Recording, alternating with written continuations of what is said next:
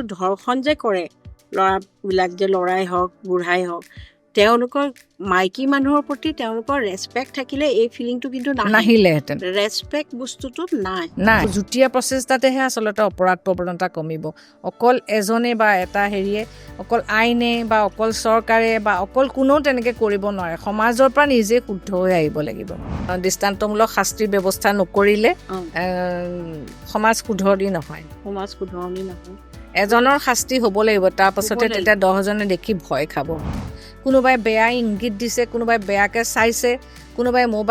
মোবাইলত গৈ বেয়া ফটো এখন দেখুৱাইছে মাতি নিছে কোনোবা এজন টিচাৰে বহি আছে তেওঁ একো কৰা নাই কিন্তু তেওঁ বেক চাইডে এখন বেয়া ফটো থৈ দিছে ছোৱালীজনী তাত বহি আছে সেইটোও ছেক্সুৱেল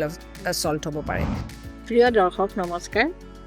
আমাৰ পডকাষ্ট মতামত চেনেলৰ 9ম খণ্ডলৈ মই অঞ্জুমাই আপোনালোক সকলোকে স্বাগতম জনাইছোঁ আমি বহু চৰ্চিত বিষয় এটা আজি আপোনালোকৰ ওচৰলৈ লৈ আহিছোঁ এইটো এটা গুৰুত্বপূৰ্ণ বিষয় আমি ধৰ্ষণৰ ওপৰত কথা পাতিবলৈ এই বিষয়টো আমি লৈছোঁ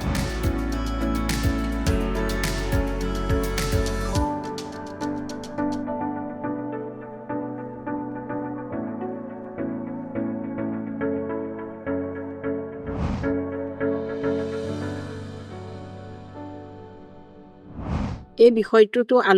সচৰাচৰ আলোচনা কৰা নহয় কিন্তু এনেকুৱা গুৰুত্বপূৰ্ণ বিষয়ত আমি আলোচনা কৰাটো বহুত জৰুৰী হয়তো আলোচনা কৰিলে কিবা এটা সমাধান সূত্ৰ ওলাবও পাৰে আমি আশা কৰিব পাৰোঁ কিবা এটা ইতিবাচক সমাধান সূত্ৰ কিজানি আমি বিচাৰি পাওঁৱেই গতিকে আমি আজি আলোচনা কৰিবলৈ লৈছোঁ কথা পাতিবলৈ লৈছোঁ আৰু কথা বাৰ্তা পাতিবৰ কাৰণে নিমন্ত্ৰণ কৰি আনিছোঁ ডক্টৰ কৃষ্ণা বৰুৱা পাটকেৰি তেখেত যোৰহাট জিলা শিশু সুৰক্ষা সমিতিৰ মেম্বাৰ নমস্কাৰ কৃষ্ণা বৰুৱা হয় মই আপোনাক আজি ইয়ালৈ নিমন্ত্ৰণ কৰি আনিছোঁ আমি এইটো বিষয়ৰ ওপৰত কথা পাতিবৰ কাৰণে যদিও বিষয়টো কথা পাতিবলৈ মানে মনটো দুখেই লাগে হয় ঘটনাবোৰ ইমান ঘটি আছে ইমান সেইখিনি আৰু নতুনকৈ ক'ব নালাগে কাৰণ সকলো মানুহে পেপাৰে পত্ৰই পঢ়িছে আৰু আমি প্ৰত্যেক দিন পেপাৰত এটা ধৰ্ষণৰ বাতৰি পাওঁৱেই কোনদিনো মই প্ৰত্যেক দিন যেতিয়া পেপাৰখন চাওঁ এটা কিন্তু থাকেই আমাৰ অসমতো যথেষ্টখিনি ধৰ্ষণৰ ঘটনা ঘটে অসমীয়া পেপাৰত সদায় দেখা পাওঁ আৰু কৰি ভাৰতৰ চুকে কোণে এইবিলাক ইমান বেছি ধৰ্ষণ ইমান বেছি আমাৰ মানে পঢ়াৰ লগে লগে গোটেই গা মূৰ গৰম উঠি যায় কিবা এটা যেন কৰিম কিবা এটা যেন মানে তেওঁলোকক শাস্তি দিম এনেকুৱা লাগে গতিকে মানে কি কৰিব পৰা যায় কিয় ধৰ্ষণ কিয় হয় মানে ধৰ্ষিতাসকল আমাৰ ছোৱালীবোৰ শিশুৰ পৰা যুৱতীয়ে হওক বৃদ্ধা পৰ্যন্ত এইবিলাক বস্তু মানে হৈ আহিছে আমাৰ সমাজত গতিকে সমাজৰ কাৰকবোৰ কি হ'ব পাৰে বাৰু তেনেকে মানে বিশেষকৈ আমাৰ সমাজ ব্যৱস্থাটো বহুত সলনি হ'ল কেইবছৰমানৰ ভিতৰতে গতিকে নিশ্চয় তাত কিছুমান কাৰক থাকিব লাগিব আপুনি এতিয়া কাৰকবিলাক বা আপোনাৰ দৃষ্টিত বাৰু কাৰকবোৰ কি হ'ব পাৰে এতিয়া আপুনি ঠিকেই কৈছে আমি আজি প্ৰত্যেক দিনে বাতৰি কাকতত যদি মেলি চাওঁ প্ৰত্যেক দিনে এগৰাকী নাৰী বয়সৰ কথা নাই শিশুৰ পৰা বৃদ্ধালৈকে ধৰ্ষিতা হৈয়ে আহিছে অকল অসমতে বুলি নহয় সমগ্ৰ দেশতে আৰু সিদিনাখন এতিয়া ৱেষ্ট বেংগলত যিটো ঘটনা হৈ গ'ল এগৰাকী চিকিৎসকৰ লগত গতিকে এই ঘটনাবিলাকে আচলতে আমাক সমাজ সচেতন মানুহ হিচাপে আমাক যথেষ্ট দুখ দিয়ে বা আমাক যথেষ্ট কষ্ট দিয়ে কিন্তু এইবিলাকৰ যদি আমি কাৰণ আলোচনা কৰিবলৈ যাওঁ আৰু সৰ্বপ্ৰথমে মই আপোনাক ধন্যবাদ জনাইছোঁ যে আপুনি আজি এনেকুৱা এটা বিষয় আলোচনাৰ বাবে বাছি লৈছে আৰু মোকো এই বিষয়ে আলোচনা কৰিবলৈ কিছু সুবিধা দিছে কাৰণ এইটো আচলতে অতি গুৰুত্বপূৰ্ণ বিষয় কিন্তু সচৰাচৰ কি হয় আমি এই কথাবিলাক মুকলিকৈ আলোচনা কৰাৰ পৰা আঁতৰত থাকোঁ কিন্তু মুকলিকৈ আলোচনা কৰাৰ পৰা আঁতৰত থকাৰ ফলত কি হৈছে আমি কিজানি সমাধান সূত্ৰ উলিয়াব পৰা নাই সেইকাৰণে মই প্ৰথম আপোনাৰ প্ৰশ্নটোৰ মই আঁত ধৰিয়ে ক'ব খুজিছোঁ যে কাৰক বুলিলে প্ৰথমতে আমি যদি চাওঁ মই মানসিক স্থিতিটোৰ কথাই ক'ম এজন মানুহৰ মানসিক স্থিতিটোৱে মই ক'ম প্ৰধান কাৰণ হ'ব প্ৰধান কাৰণ হ'লেও মই মানে এনেকুৱা এটাও হ'ব পাৰে যে সেই সমাজ ব্যৱস্থাই মানসিক স্থিতিটো নিৰ্ণয় কৰিছে গঢ় দিয়ে গতিকে সমাজ ব্যৱস্থা পৰিৱেশ অৰ্থনৈতিক কাৰণ, সামাজিক কাৰণ, সাংস্কৃতিক কাৰণ, এই সকলোবোৰ শিক্ষা, সামৰি হয় শিক্ষা হয় সকলোবোৰ সামৰিয়ে মানুহ এজনৰ মানসিক স্থিতিটো নিৰ্ণয় হ'ব, হয় গঢ় দিয়ে। হয় গতিকে এতিয়া এজন ধৰ্ষণকাৰী কি পৰিৱেশত আছে হয় সেইটো নিশ্চয় হয় কি সেইটোৱে ভাবে আপুনি, হয় হয় নহয়? সেইটোৱে এতিয়া কথা হ'ল আপুনি যিটো ক'লে মই প্ৰথম ক'লো যে মানসিক স্থিতিটো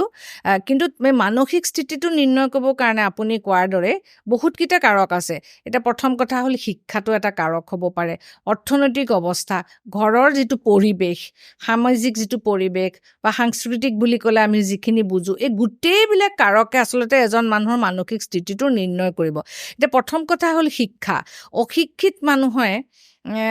এইবিলাক কাৰণ বেছি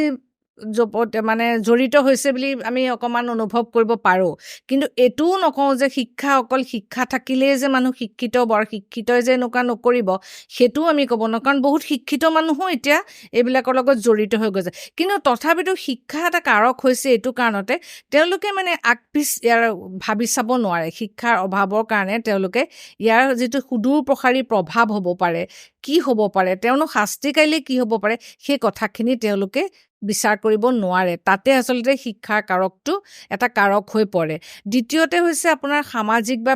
পাৰিবাৰিক যিটো পৰিৱেশ। এতিয়া মই ক'ম এটা কথা, যিটো মই জিলা শিশু সুৰক্ষাৰ লগত জড়িত থাকি মই দেখিলোঁ, মানে আমাৰ কি হয় কিছুমান পৰিৱেশত ল'ৰা ছোৱালী মাক দেউতাক সৰুৰে পৰা একেটা ঘৰতে থাকে, এটা কোঠাৰ ভিতৰতে তেওঁলোকে কোনো আবুৰ নোহোৱাকৈ গাভৰু ছোৱালীজনী, গাভৰু ডেকা ল'ৰাটো, মাক দেউতাক গোটেইখিনি একেটা ৰুমতে থাকে বা কাষতে বেলেগ পৰিয়ালো থাকে। যিবিলাক আমি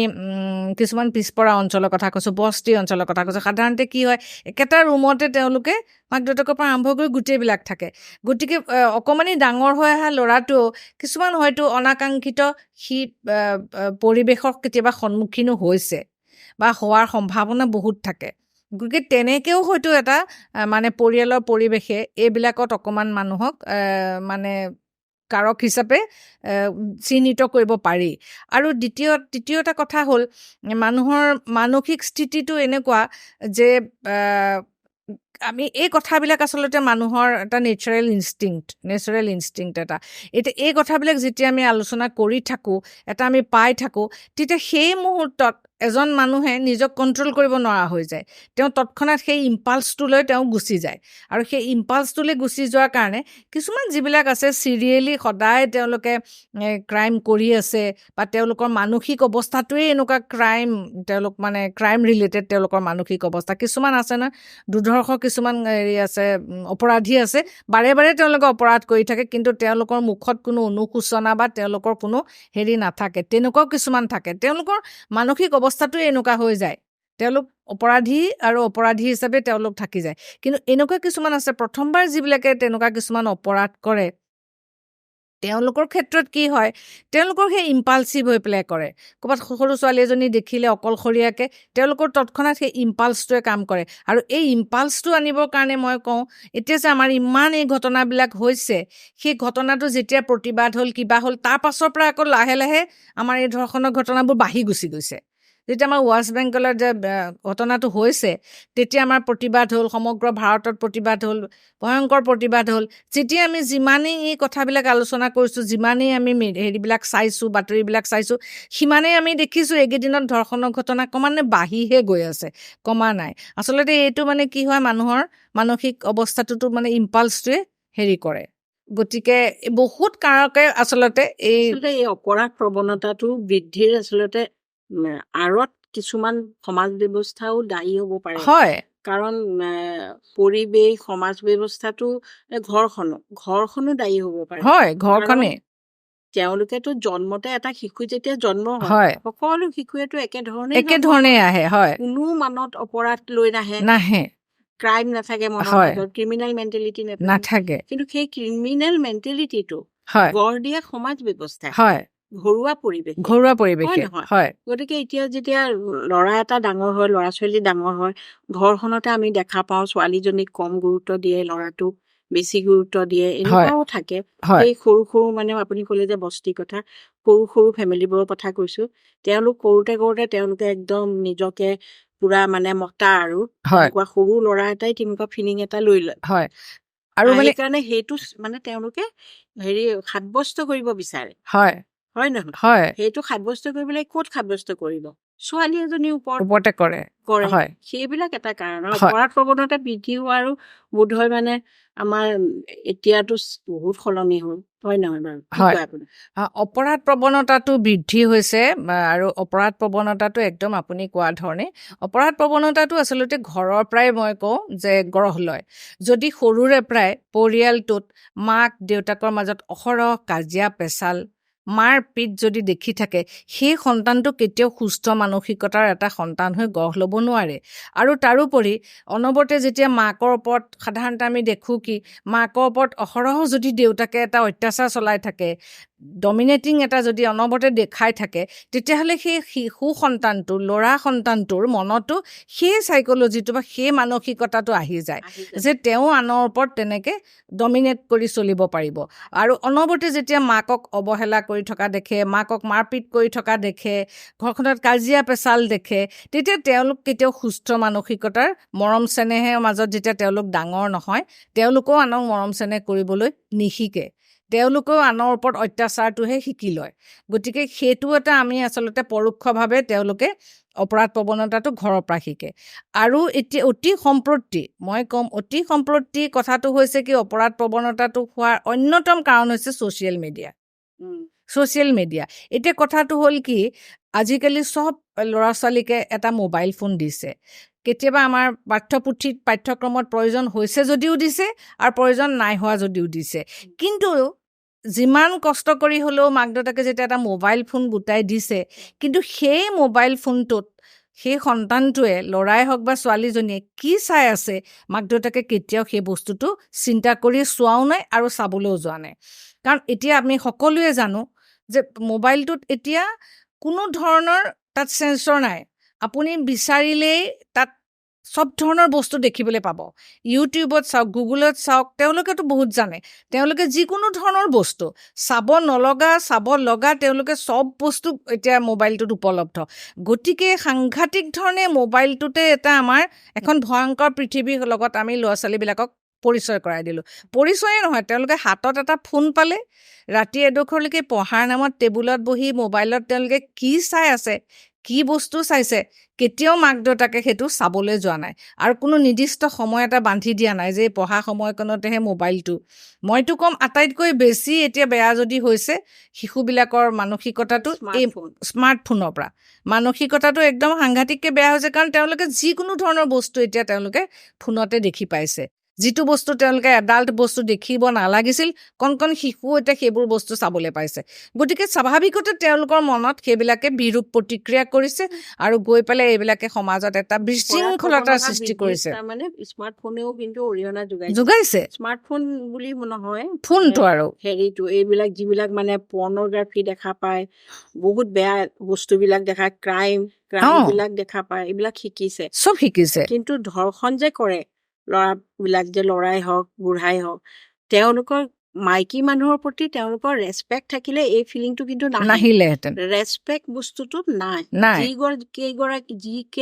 যিকেইটা মানে ধৰ্ষণৰ লগত জড়িত,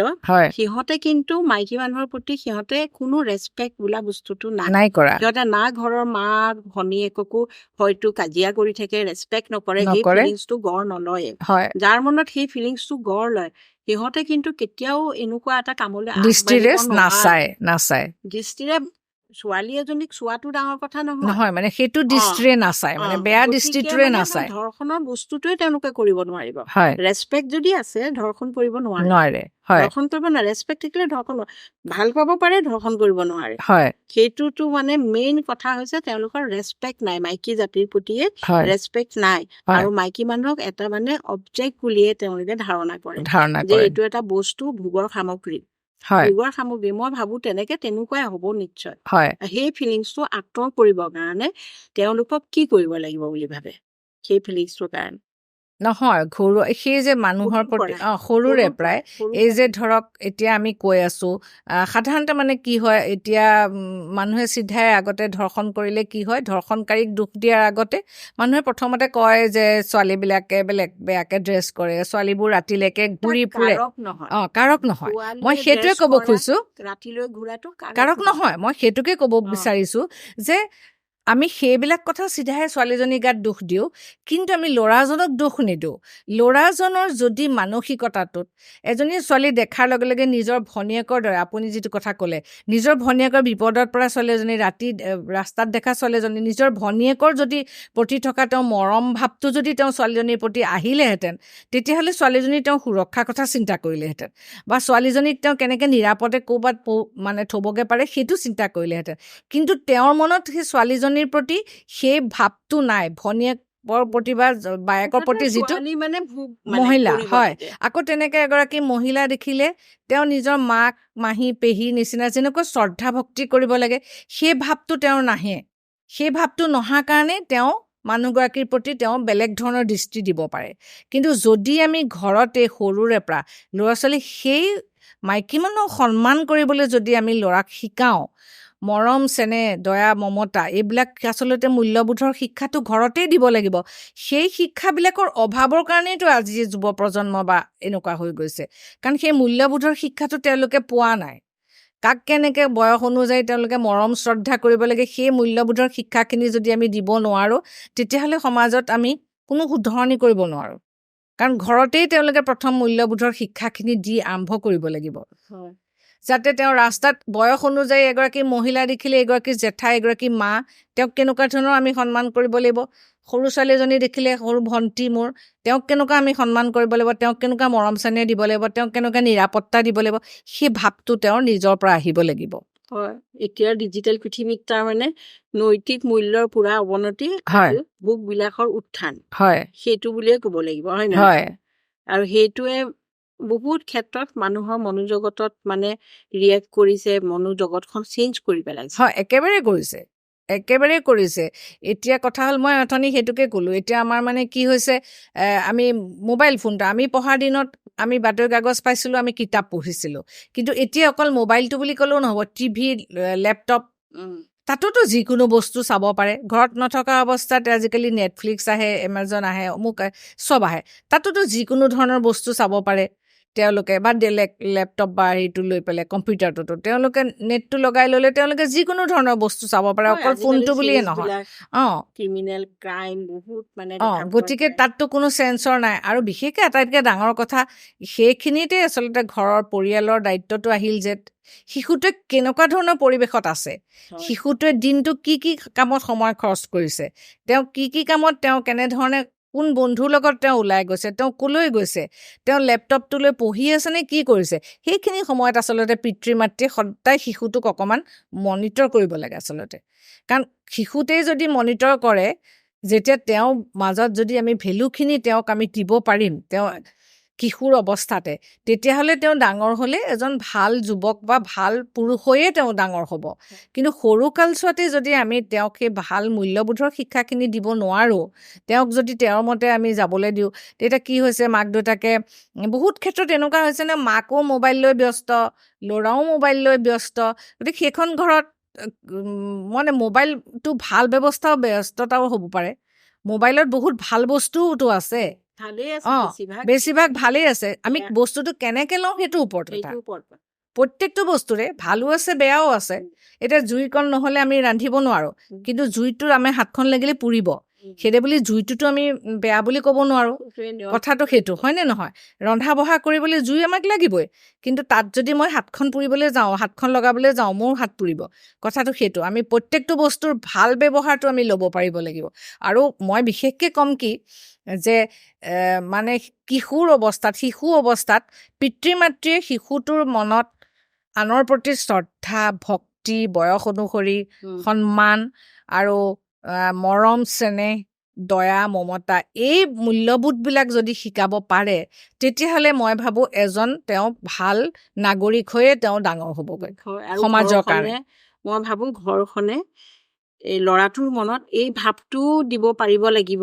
যে ভনীয়েক বায়েক আৰু মানে ছোৱালী হয় একে সমান, একে ল'ৰাটো ওপৰত নহয়। হয় সেই ফিলিংটো কিন্তু বহুত ফেমিলিয়ে নিদিয়ে। হয় আজিকালি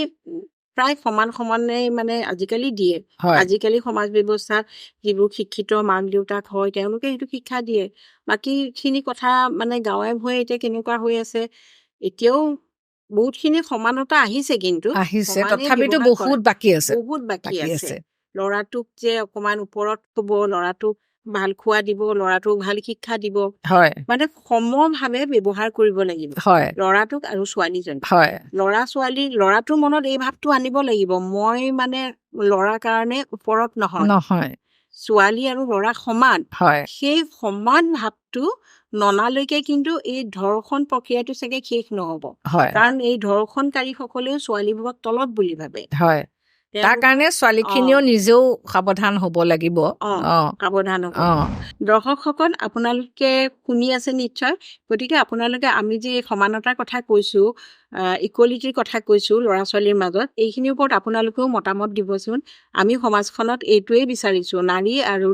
ল'ৰা আৰু ছোৱালী, নাৰী আৰু পুৰুষ তেওঁলোক সমান। কিছু কিছু ক্ষেত্ৰত হয়তো আমাৰ বায়'লজিকেল ডিফাৰেঞ্চ থাকিব পাৰে ল'ৰা ছোৱালীৰ, কিন্তু বাকী আমি সকলো ক্ষেত্ৰতে যে সমান, এই ফিলিংছটো গঢ়ি উঠাটো বহুত জৰুৰী। আপোনালোকে কি ভাবে আমাক মতামত দি জনাব। আচ্ছা, বিদ্যালয়বিলাকৰো এই ক্ষেত্ৰত কিন্তু বহুত দায়িত্ব আছে, ভূমিকা আছে, বহুত ভূমিকা আছে। ল'ৰা ছোৱালীক তেওঁলোকে শিশু অৱস্থাৰ পৰা বেছিভাগ সময়তো তেওঁলোকে বিদ্যালয়ত কটায়, ঘৰততো কম সময়ে কটায়, হয় নহয়? কেইঘণ্টা চব গোটেই দিন ভৰ, ৰাতিখিনি সময় ঘৰত থাকে, গধূলিৰ পৰা আবেলিৰ পৰা। তাৰপিছত স্কুলৰ টিচাৰসকলে, শিক্ষকসকলে যদি তেওঁলোকক সৰুৰ পৰা, আজিকালি নিশ্চয় যৌন শিক্ষা স্কুলত পাঠ হিচাপে দিছে চাগে, সেই পাঠ যদি ভাল কৰি শিকায়, তেওঁলোকক সেই ভাৱটো ভৰাই, গুড টাচ বেড টাচ সৰু কালৰ পৰা, কোনটো স্পৰ্শ বেয়া কোনটো স্পৰ্শ ভাল, সেইখিনি শিকোৱাটো বহুত জৰুৰী। আৰু কিছু কিছু ক্ষেত্ৰত দেখা যায় শিক্ষক শিক্ষয়িত্ৰীসকলেও অকমান মানে দ্বিধাবোধ কৰে এই ক্ষেত্ৰত শিকাবলৈ। মানে অকমান আমাৰ সমাজত এতিয়াও ফ্ৰী হোৱা নাই ছেক্স এডুকেশ্যন। গতিকে ফ্ৰী হোৱাটো বহুত জৰুৰী। ল'ৰা ছোৱালীক যদি সৰুৰ পৰা নিশিকায়, ছোৱালীজনীক, ল'ৰাটোকো শিকাব লাগিব যে ছোৱালী ল'ৰা সমান, এই ফিলিংছটো ল'ৰাৰ মাজতো আনিব লাগিব স্কুলে। আৰু ছোৱালীজনীকো গুড টাচ বেড টাচৰ বিষয়ে তেওঁলোকে বুজাব লাগিব, ভালকে বুজাব পাৰিব লাগিব। নহলে আজি শিশুবিলাকো কিমান মানে হেৰি হৈছে, নিৰ্যাতিত হৈছে। হয়, সেইটো এটা কথা। এতিয়া গুড টাচ বেড টাচ অকল মানে মই সেইখিনিতে আৰু এটা কথা কওঁ, আমি এতিয়া সাধাৰণতে ভাবোঁ যে ধৰ্ষণৰ কথা যিহেতু আমি পাতি আছোঁ, যে মানে ছোৱালী ছেক্সুৱেল এবিউজ হয় ছোৱালীবিলাক। আচলতে ছোৱালীয়ে অকল এবিউজ নহয়, ল'ৰাও এবিউজ হয়, সৰু ল'ৰাও। এইটো মই মানে তথ্য সহকাৰেহে কৈছোঁ যে ল'ৰাও প্ৰায় 40% ল'ৰাও ছেক্সুৱেলি এবিউজ হয় সৰু অৱস্থাত বা কিশোৰ অৱস্থালৈকে, আৰু ছোৱালীওতো হয়েই। আৰু এই বেছিভাগ এবিউজ হয় কিন্তু তেওঁলোকে নিজৰ আত্মীয় কুটুম্ব, নিজৰ টিচাৰ, ক্ল'জত যিখিনি থাকে, তেওঁলোকৰ ক্ল'জ পেৰিফেৰিত যিখিনি থাকে, হয় টিচাৰ, নহয় টিউশ্যন মাষ্টাৰ, নহয় ঘৰৰ কোনোবা ছিনিয়ৰ ফিমেল বা মেল মেম্বাৰৰ পৰা। গতিকে তেওঁলোকে তেনেকৈ ছেক্সুৱেলি এবিউজ হয়, আৰু এনেকুৱা আমি পাইছোৱেই, ষ্টেপ ফাদাৰ হ'ল, তেনেকুৱাও হয়। গতিকে সেই কথাখিনিতে মাতৃগৰাকী, মই ভাবোঁ এইখিনিতে অকণমান বেছি সচেতন হ'ব লাগিব। ছোৱালীজনীক সৰুতেই যে আপুনি যিটো ক'লে ভাল স্পৰ্শ বেয়া স্পৰ্শ,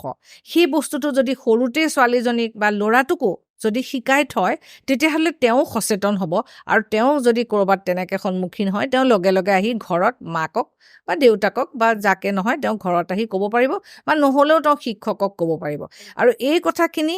মাতৃ পিতৃয়ে যদি নাজানো বা শিকাব নোৱাৰে, এইখিনিত কিন্তু শিক্ষক শিক্ষয়িত্ৰীৰ ভূমিকা কিন্তু বহুত বেছি, বিশেষকৈ শিক্ষয়িত্ৰীসকলে, যে এই কম বয়সৰ ল'ৰা ছোৱালীখিনি কোমলমতীয়া, তেওঁলোকক যে কোনটো স্পৰ্শ বেয়া কোনটো স্পৰ্শ ভাল, কিমানখিনিলৈকে আমি বেলেগ অচিনাকি মানুহে স্পৰ্শ কৰিলে আমি নিৰাপদ বুলি ভাবিম, আৰু কিমানখিনিৰ পাছত আমি নিৰাপদ নহয় বুলি ভাবিম, সেই কথাখিনি কিন্তু তেওঁলোকৰ লগত খুব খোলোচাকৈ আলোচনা কৰিব লাগিব। কাৰণ এতিয়া মানুহে কি হয়, বহুতে মৰম কৰা আছিলাৰে ছোৱালীবিলাকক আচলতে নিৰ্যাতন কৰে সেই কথাখিনি যদি আমি তেওঁলোকক আগতেই যদি সচেতন কৰি থওঁ বা শিকাই থওঁ আৰু আজিকালি বহুত উপায় আছে আহিলা আছে ভিডিঅ' আছে যে কিমানখিনিলৈকে গুড টাচ কেনেকুৱা গুড টাচ হ'ব পাৰে কোনখিনি বেড টাচ সেইবিলাক কথা আলোচনা কৰি পেলাই শিক্ষক শিক্ষয়িত্ৰীয়ে সৰুতেই তেওঁলোকক শিকাব লাগে মাকে বাৰু মই ধৰি লৈছোঁ যে চব মাক ইমান সজাগো নহয় বা সচেতনো নহয় বা শিক্ষিতও নহয় বুলি মই ধৰিছোঁ গতিকে আমাৰ শিক্ষক শিক্ষয়িত্ৰী বা স্কুলত আমাৰ যথেষ্ট আমাৰ দায়িত্ব আছে যে ল'ৰা ছোৱালীখিনিক সমানে আৰু এতিয়া কথাবিলাক এনেকুৱা হয় যে বহুত শিক্ষকে পাঠ্যক্ৰমত থকা পাঠবিলাকেই খোলোচাকে পঢ়াবলৈ অকণমান অসুবিধা পায় গতিকে সেইটোতো একেবাৰে ভুল কথা যদি আমি সেইখিনিতে সংকোচ দেখুৱাই দিওঁ তেতিয়া তেওঁলোকেও ভাবিব এইটো অকণমান বেলেগ ধৰণৰ কথা সেই কথাখিনি যেতিয়া আমি তেওঁলোকক বিজ্ঞানসন্মতভাৱে পঢ়াবলৈ যাওঁ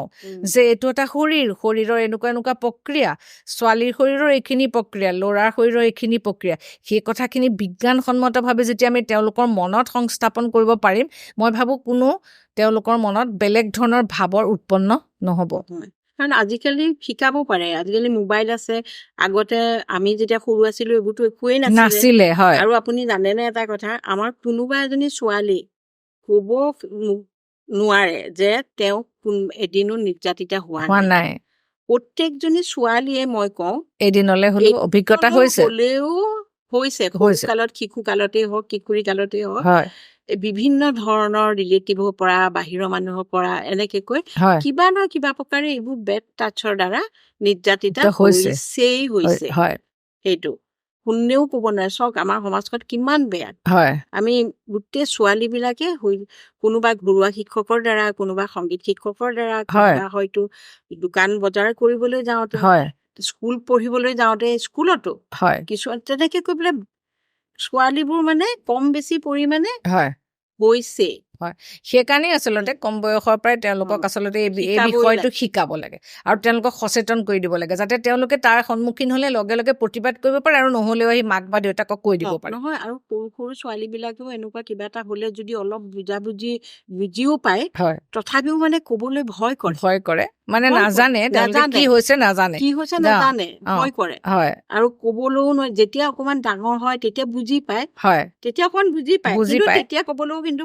ভয় কৰে কাৰণ ভয় কৰে মানে কেলে আমাৰ ঘৰবিলাকত সেই মুকলিকে আলোচনা কৰা পৰিৱেশটো নাই আৰু শিক্ষক শিক্ষয়িত্ৰীসকলৰ লগতো সেই মুকলিকে আলোচনা কৰা পৰিৱেশটো নাই আচলতে সেইটোকে ক'ব খুজিছো যে কম বয়সৰ পৰা শিক্ষক বিশেষকৈ শিক্ষয়িত্ৰীসকলে খুব মুকলিকে এই কথাবিলাক আলোচনা কৰিব লাগে যাতে তেওঁলোকে যিকোনো ধৰণৰ সমস্যা হ'লে তেখেতসকলৰ ওচৰত আহি মুকলিকে তেওঁলোকৰ সমস্যাটো ক'বহি পাৰে সেইকাৰণে যৌন শিক্ষা জৰুৰী যদি একেবাৰে খোলোচাকৈ শিক্ষক শিক্ষয়িত্ৰীয়ে ক্লাছত পঢ়ায় তেতিয়া এইবিলাক চব মুকলি হ'ব কথাবোৰ ল'ৰা ছোৱালীবিলাকো অকমান হ'লেও ৰক্ষা পৰিব নিৰ্যাতনৰ পৰা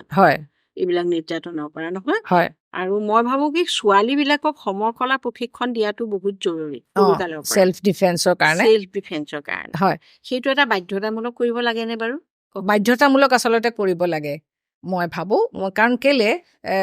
এনেকুৱা এটা পৰিস্থিতিত কাৰণ ছোৱালীজনী সদায় তেওঁ ক'বলৈ পঢ়িবলৈ গ'ল ক'বলৈ টিউশ্যন কৰিবলৈ গ'ল সদায়তো তেওঁ লগে লগে গাৰ্জেন ঘূৰি ফুৰিব নোৱাৰে তেওঁ কোনোবা এটা মুহূৰ্তত তেওঁ অকলশৰে ৰাস্তা পাৰ হ'ব লগা হ'ব পাৰে বা ৰাতি তেওঁ অকলে আহিব লগা হ'বও পাৰে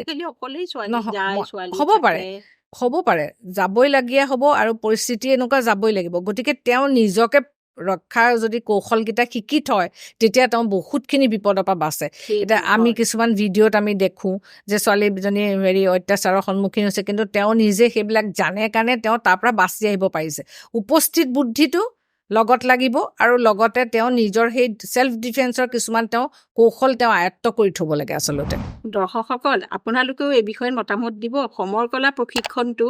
আমাৰ ছোৱালীসকলৰ বাবে সৰু কালৰ পৰাই বহুত জৰুৰী গতিকে এইটো বাধ্যতামূলক কৰা উচিত হয়নে নহয় স্কুলীয়া লেভেলৰ পৰাই মই খুব ভাবিছোঁ এই বস্তুটো দিলে এটলিষ্ট প্ৰটেকশ্যন ল'ৰাবিলাকক মানে পৰা হেৰি কৰিব পাৰিব নিজক প্ৰটেক্ট কৰিব পাৰিব সদায় বিপদৰ পৰা নিজে বাচি থাকিব পৰাকৈ তেওঁলোকৰ এইটো এটা কৌশল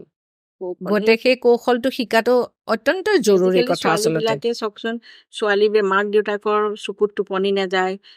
ল'ৰা ছোৱালীৰ কাৰণে ছোৱালীক যেতিয়া অকলে বাহিৰত পঢ়িবলৈ পঠিয়াই হয় মানে সেই মানৱ ৰূপী দানৱৰ কথা চিন্তা কৰিবলগীয়া হয় নহয় এই দানৱ বিলাকনো কেলেনো মানে হয় এই কথাটোকে আমি এতিয়া পাতি আছো হয় কিয় হয় তেওঁলোক গতিকে তেনেকুৱা যদি যেতিয়া কৰে ছোৱালীজনীক ধৰ্ষণ কৰি হত্যা কৰা পৰ্যায়ো পাইগৈ বা কিছুমানক আধা মৰা কৰি পেলাই দিয়ে ক'ৰবাত পেলাই থৈ আহে সেই সকলৰ শাস্তিটো মানে ইমানেই ভয়ানক বাৰু বিভৎস হ'ব লাগে মই ভাবো এনেকুৱা হ'ব লাগে যাতে সিহঁতে জীয়াই থাকক মৰিব নালাগে কিন্তু তিলকৈ জীয়াই থাকক এজনী সেইখিনি ধৰ্ষণ কৰা সমান ডাঙৰ মানে অপৰাধ একো নাই আচলতে আটাইতকৈ ডাঙৰ অপৰাধ দৰ্শকসকলকো কওঁ দৰ্শকসকলেও আমাক মতামত দিব যে কেনেকুৱা ধৰণৰ শাস্তি আপোনালোকে বিচাৰে এজন ধৰ্ষণকাৰী এজন নহয় এটা ধৰ্ষণকাৰীৰ কাৰণে গতিকে ধৰ্ষণকাৰীটো আমি বহুত পঢ়ি আছো নহয় আপুনি কি ভাবে কেনেকুৱা ধৰণৰ মইতো কওঁ শাস্তিটো তেওঁলোকে পাবই লাগে আৰু শাস্তিটো এনেকুৱা হ'ব লাগে বিচাৰ প্ৰক্ৰিয়াটো খুব খৰতকীয়া হ'ব লাগে যাতে বিচাৰটো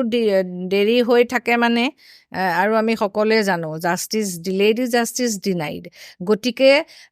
এতিয়া সিদিনাখনৰ আমাৰ ৱেষ্ট বেংগলৰ কথাটো বাৰে বাৰে মনলৈ আহি আছে কাৰণে কৈছোঁ ছুপ্ৰিম কোৰ্টে নিজাকে চুঅমোটো কৰি লৈ পেলাই তেওঁলোকে হেৰি কৰিলে এতিয়া কথা হ'ল যিমান পাৰে খৰতকীয়াকৈ কাৰণ এইটোতকৈ শাস্তি আৰু মানে বেয়া অপৰাধ বোধহয় নাই গতিকে এই অপৰাধটো আন অপৰাধীৰ নিচিনাকৈ বিচাৰ নকৰি অতি শীঘ্ৰ বিচাৰ হ'ব লাগে আৰু আপুনি কোৱাৰ দৰে মৃত্যুদণ্ডটো মই ব্যক্তিগতভাৱে কামনা নকৰোঁ কাৰণ মৃত্যুদণ্ডটো শেষ শাস্তি হ'লেও যদিও মৃত্যুদণ্ড দিছে মৃত্যুদণ্ডটো মানে তেওঁ মৃত্যুদণ্ড দি দিলে কিন্তু ভুগিব তেওঁ শাস্তিটো তেওঁৰ নহ'ল তেওঁ মানসিকভাৱে তেওঁ শুদ্ধ হ'বলৈ নেপালে বা তেওঁ মানে তেওঁ সেইটো মানে শাস্তি তেওঁ আচলতে নেপালে মৃত্যু হৈ গ'ল কিন্তু শাস্তিটো পাবকৈ পাছত পৰিয়ালটোৱে কিন্তু পৰিয়ালটোতো বহুত ক্ষেত্ৰত নিৰ্দোষীও থাকে লোকচান পৰিয়ালৰে হ'ব গতিকে এনেকুৱা ধৰণৰ তেওঁলোকক শাস্তি দিব লাগিব য'ত তেওঁলোকৰ শাস্তি দেখি আৰু সমাজত কোনো বেলেগে ভাবিব নোৱাৰে বা মনলৈ তেনেকুৱা এটা চিন্তা আৰু আনিব নোৱাৰে গতিকে শাস্তিটো তেনেকুৱা হ'ব লাগিব দৃষ্টান্তমূলক শাস্তি হ'ব লাগিব মানে তেওঁলোক জীয়াই থাকক কিন্তু তিলকৈ জীয়াই থাকক যাতে তেওঁলোকে জীৱন কেতিয়াও আৰু ভোগ কৰিব নোৱাৰে তেওঁলোকৰ জীৱনটো দেখি তেওঁলোকৰ জীয়াই থকাৰ হেৰি দেখি পেলাই যাতে মানুহে ভয় খায় আৰু কোনেও যাতে সেইটো মানে তেওঁলোকে সেইটো জীৱন যাতে কোনেও নিবিচাৰে চকুৰ আগত সেই জীৱনটোহে যাতে দেখি পায় কিন্তু মৃত্যুদণ্ডটো মই ব্যক্তিগতভাৱে মই আইনৰ কথা আইনে বিচাৰ কৰিব আইনৰ আমাৰ মৃত্যুদণ্ড ব্যৱস্থাও আছে দেখোন শেষেই হৈ গ'ল গতিকে মৃত্যুদণ্ডটো আচলতে শেষ শাস্তি মৃত্যুদণ্ডৰ ওপৰত শাস্তি নাই শেষ শাস্তি গতিকে আইনে নিজৰ বিচাৰ কৰিব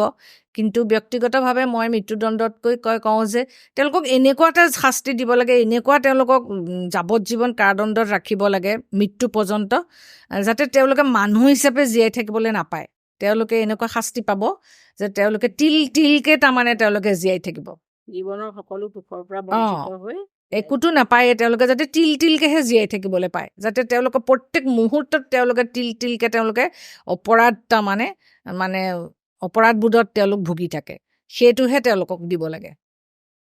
শাস্তিৰ বিষয়ে আমি দৰ্শকসকলকো কৈছোঁ আপোনালোকে আমাক মতামত দিব কেনেকুৱা ধৰণৰ শাস্তি আপোনালোকে বিচাৰে আৰু আমি ধৰ্ষণকাৰীৰটো মানসিক অৱস্থাটোৰ কথা পাতিলোঁ কিন্তু ধৰ্ষণৰ আমি সমাধান সূত্ৰ উলিয়াবলৈ মানে কি কৰিব পাৰি মানে মগজটোৱে কামেই নকৰে ধৰ্ষণকাৰীৰ কথা পাতিলে গাটো গৰম উঠি যায় যে খং উঠে বহুত কি কৰিম কি নকৰিম লাগে সমাধান সূত্ৰ মানে তৎক্ষণাত এতিয়া মই ভাবোঁ সমাধান তৎক্ষণাতেতো নহয় যিখিনি কথা আমি আলোচনা কৰিলোঁ সৰুৰে পৰাই ধৰক আমি নহয় ঘৰখনে যদি ল'ৰাটো জন্মৰ পিছৰ পৰাই বা ছোৱালীজনীক বুজাই ল'ৰাক বুজাই এনেকে কৈ নিজৰ ল'ৰা ছোৱালীক মানে নিজৰ ঘৰখনে ঠিক কৰিব লাগিব আৰু যি পৰিৱেশবিলাক আছে সেই পৰিৱেশৰ পৰা বেয়া পৰিৱেশৰ পৰা আঁতৰত ৰাখিব লাগিব ঘৰখনেই মেইন কাৰণ স্কুলে আকৌ ভালকৈ হেৰি কৰিব লাগিব শিশু যৌন শিক্ষাৰ মানে ছেক্স এডুকেশ্যনটো থাকিব লাগিব সেইবোৰ মুকলিকৈ কথা পাতিব লাগিব সেইখিনিৰ বিষয়ে থাকিলে সিহঁতৰ কৌতূহলটো নাথাকিব হয় নহয় যিমানে নেদেখে যিমানেই নুবুজে কৌতূহলটো বাঢ়ি যায় কৌতূহলটো বাঢ়ি যোৱাৰ পিছত সেইটো মানে তেওঁলোকে বেছি মানে তেতিয়া উৎসুকতা বাঢ়াৰ কাৰণেও কেতিয়াবা কিবি ঘটনা হয় নাজানি পেলাইও তেওঁলোকে কিছুমান কাম ভুল কৰে কিন্তু কথা হ'ল সেইটোৱে কথা কোনো শিশুটো জন্ম হৈ আহোঁতে অপৰাধী হৈ নাহে চবেই শিশুৱে হৈ আহে নিষ্পাপ শিশুৱে হৈ আহে কিন্তু তেওঁ পৰিৱেশ পৰিস্থিতিয়ে তেওঁক লালন পালনত তেওঁৰ ভুল ত্ৰুটি হোৱাৰ কাৰণে আচলতে তেওঁ কিছুমান ভাল হয় কিছুমান বেয়া হয় গতিকে মই ক'ম তেওঁক ডাঙৰ কৰা পৰিৱেশ পিতৃ মাতৃ অভিভাৱকৰ চবতকৈ বেছি গুৰুত্ব কাৰণ ঘৰখনত এটা সুস্থ পৰিৱেশত মৰম চেনেহৰ মাজত মানুহৰ মানৱীয় মূল্যবোধবিলাক দি পেলাই শিশু এটাক শিক্ষা দি ডাঙৰ কৰিব লাগে আৰু দ্বিতীয়তে হ'ব তেওঁ শিক্ষক শিক্ষয়িত্ৰী স্কুলৰ কাৰণ শিক্ষক শিক্ষয়িত্ৰীয়ে দিনটো বেছিভাগ সময় শিশু এটাক পায় গতিকে সেই সময়খিনিত তেওঁলোকে পাঠ্যপুথিৰ উপৰিও যিবিলাক মানুহৰ মূল্যবোধ যিবিলাক ভাল শিক্ষা নৈতিক শিক্ষা নীতি শিক্ষা সেইখিনিও শিক্ষক শিক্ষয়িত্ৰীয়ে দিব লাগিব যাতে এটা শিশু দেশৰ সম্পদ হ'বগৈ পাৰে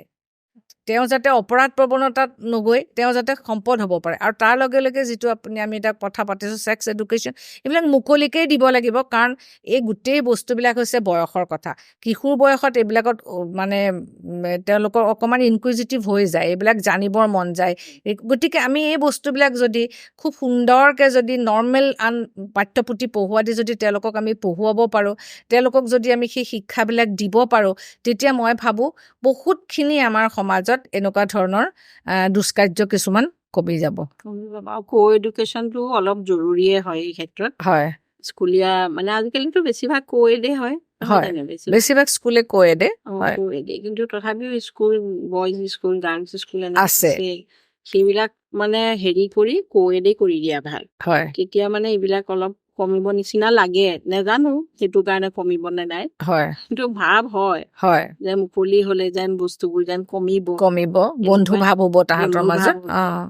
আৰু ৰেচপেক্টটো বহুত জৰুৰী নাৰীৰ প্ৰতি ৰেচপেক্ট কৰাটো তেওঁলোকৰ মনৰ সৰুৰ পৰা আহে হয় আপুনিতো নাৰী সুৰক্ষা শিশু সুৰক্ষাৰ কমিটিৰ লগত জড়িত যথেষ্টখিনি কাম কৰিছে হয় গতিকে তাৰ আপুনি যে কি এটা আইনৰ কথা কৈ আছিলে সেইখনৰ বিষয়ে অকণ বহলাই কৈ দিয়ক এতিয়া একচুৱেলি আমি শিশু আচলতে আমি সকলোৱে জানো যে আমাৰ 18 বছৰ তলৰ শিশুসকলৰ কাৰণে আমাৰ আইনখন বেলেগ জুভেনাইল জাষ্টিচ এক্ট আৰু সেইখনৰ মতেহে শিশুসকলক আচলতে তেওঁলোকৰ বিচাৰ কৰা হয় তেওঁলোকৰ কাৰণে আমি এতিয়া যিমানখিনি দেখি আছোঁ যে এটা মানে অপৰাধ কৰিলেও যদি তেওঁ 18 বছৰৰ তলত হয় তেতিয়াহ'লে তেওঁৰ শাস্তি বেলেগ ধৰণৰ হয় ডাঙৰৰ নিচিনা শাস্তি তেওঁ নহয় আমি দিল্লীৰ যিটো নিৰ্ভয়া কেছ আছিলে তাত এজন মেইন যিজন অপৰাধী আছিলে তেওঁ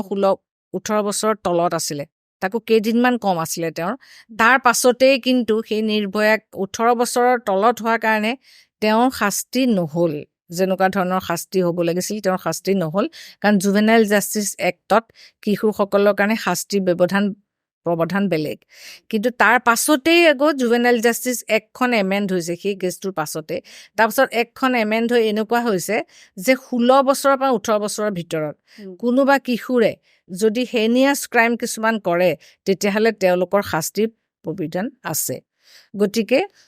কিশোৰসকলৰ বাবে শাস্তিৰ প্ৰভিজনটো বেলেগ ৰাখিছে কম কৰিছে এটা কাৰণেই কৰিছে যে তেওঁলোকৰ মানসিক অৱস্থাটো এতিয়াও যিহেতু ডেভেলপমেণ্ট ষ্টেজত থাকে সেইকাৰণে আইনখন কৰিছে চব দেশতে আছে জুভেনাইল এক্ট সদায় বেলেগ এটা কাৰণতে বেলেগ যে তেওঁলোকৰ এইটো এটা ডেভেলপমেণ্ট ফেজ গতিকে তেওঁলোকক সংশোধনৰ সময় আছে গতিকে তেওঁলোকক সংশোধন কৰিবলৈহে আমাৰ সমাজে চেষ্টা কৰিব লাগে কাৰণ ক্ৰাইম বা অপৰাধী এজনক আমি অপৰাধী হিচাপে সমাজত থকাটো আমি নিবিচাৰোঁ আমি ভাবোঁ যে তেওঁ মূল সুঁতিলে হওক সংশোধন হওক তেওঁ মূল সুঁতিলে আহি তেওঁ দেশৰ এজন সম্পদ হৈ পেলাই নাগৰিক হৈ পেলাই তেওঁ থাকক আৰু সকলোৱে চাগে জানে বা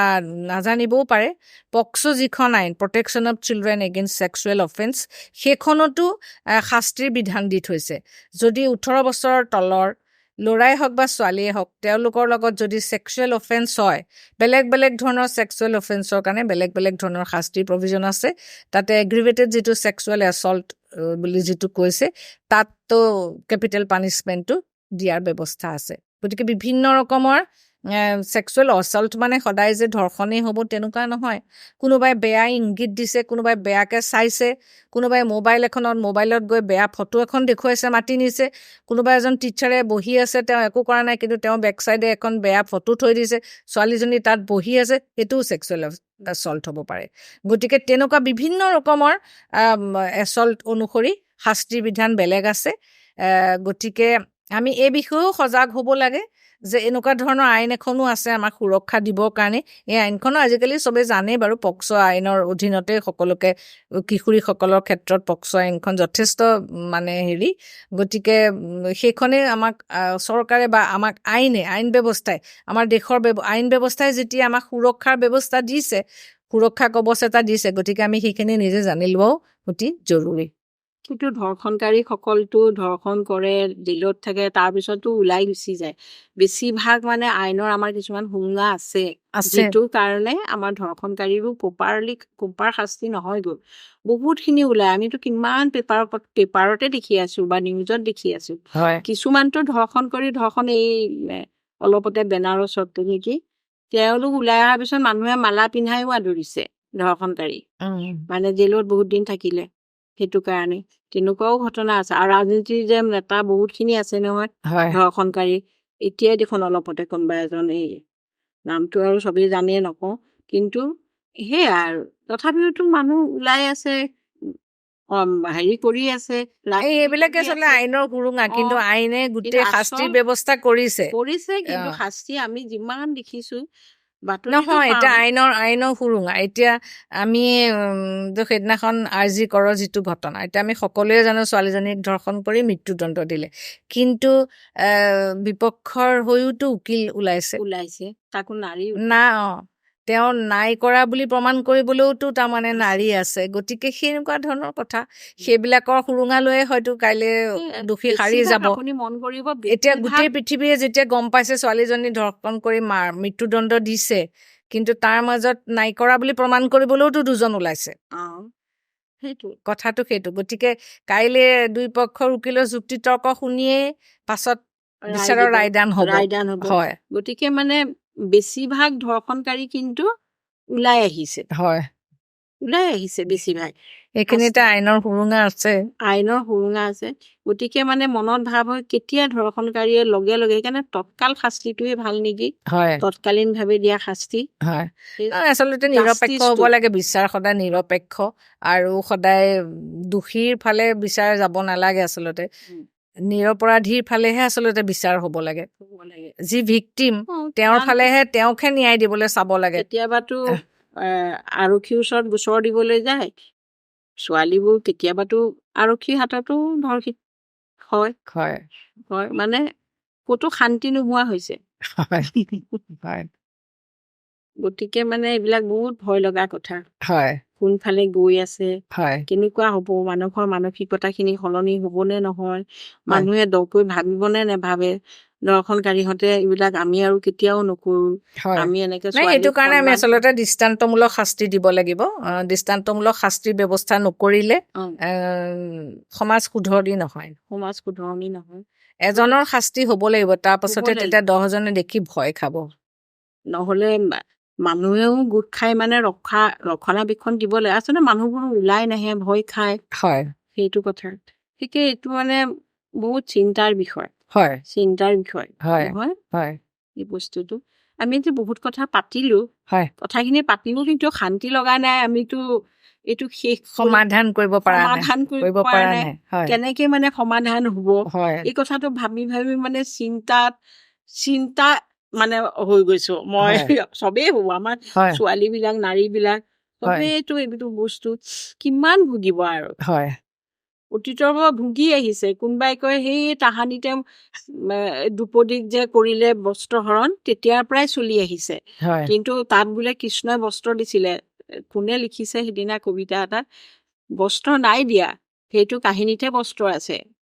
দ্ৰুপদী তেতিয়াই ধৰ্ষণ হৈছে, মানে ব্যৱস্থা কৰিছে, আৰু সেই তেতিয়াৰ পৰা এতিয়ালৈকে এইটো চলিয়ে আহিছে। সেইটো কাহিনীত কৃষ্ণই দিলে,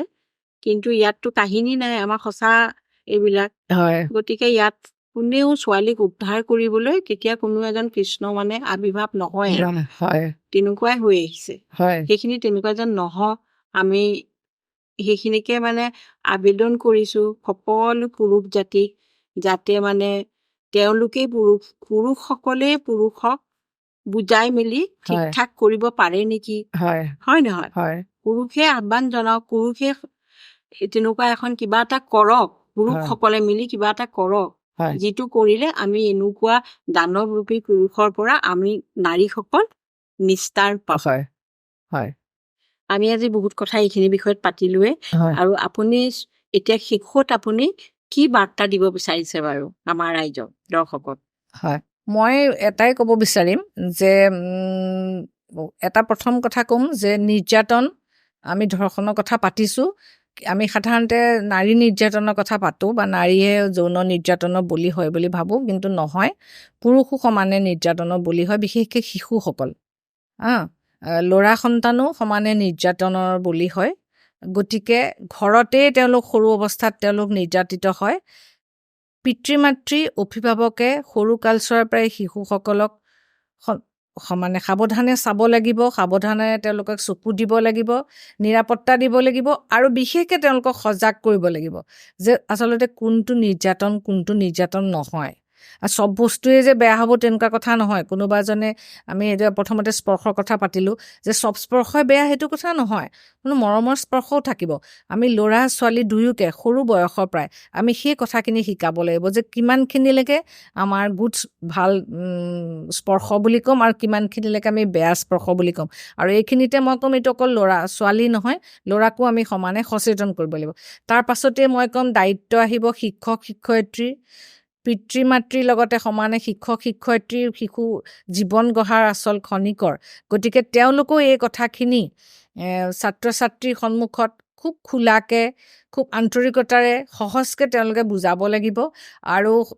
অকল শিক্ষক শিক্ষয়িত্ৰীয়ে নহয়, সমাজৰ বেলেগৰো দায়িত্ব থাকিব, অভিভাৱকৰো দায়িত্ব থাকিব।